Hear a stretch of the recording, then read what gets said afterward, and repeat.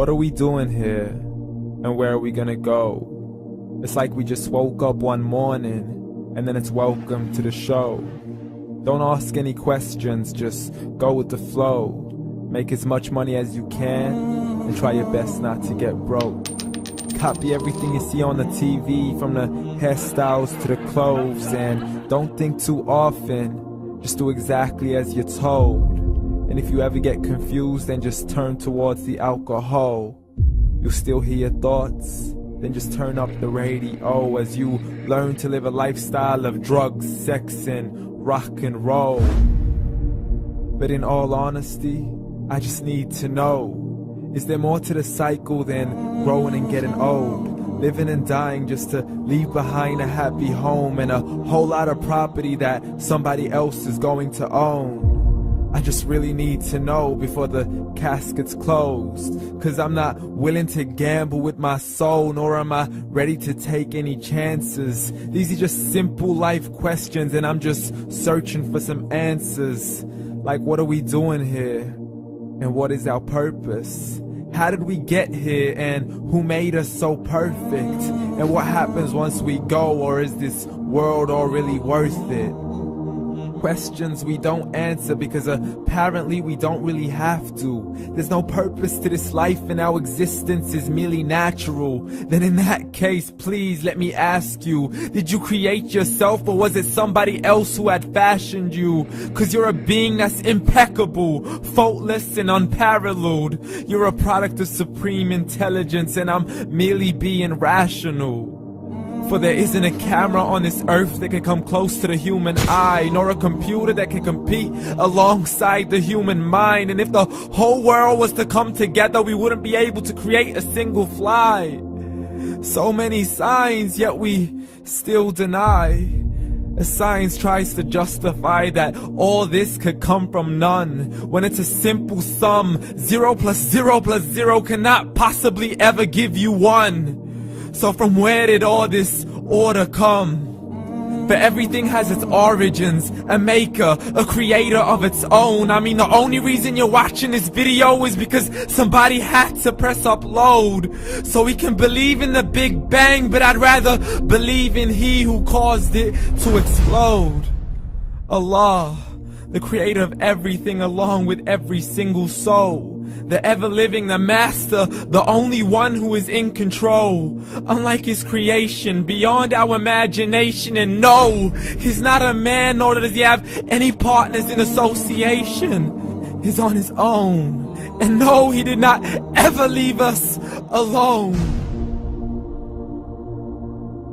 Just like every manufacturer, he left us with an instruction manual. The Quran and Islam, and I'm sorry to jump to conclusions, but it's the only one possible. The only definition of God is the one and only supreme being. It's logical, a book with 0 contradictions, with miracles that are both scientific and historical, all revealed over 1400 years ago.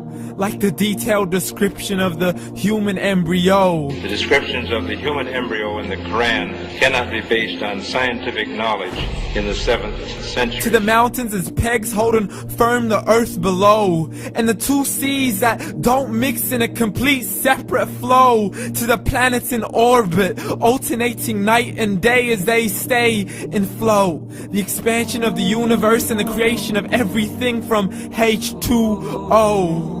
To the stories of the past and the preservation of Pharaoh. To identifying the lowest point in the land where Persia defeated Rome.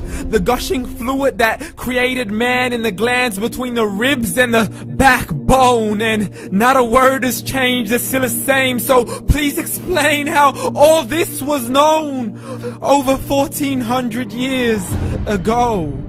To a man who couldn't read or write, as he would recite whatever the angels spoke. And if you still don't believe, please try to come up with something that's even close. But you can't, so we took God as a mockery and his messengers as a joke. Muhammad could not read or write.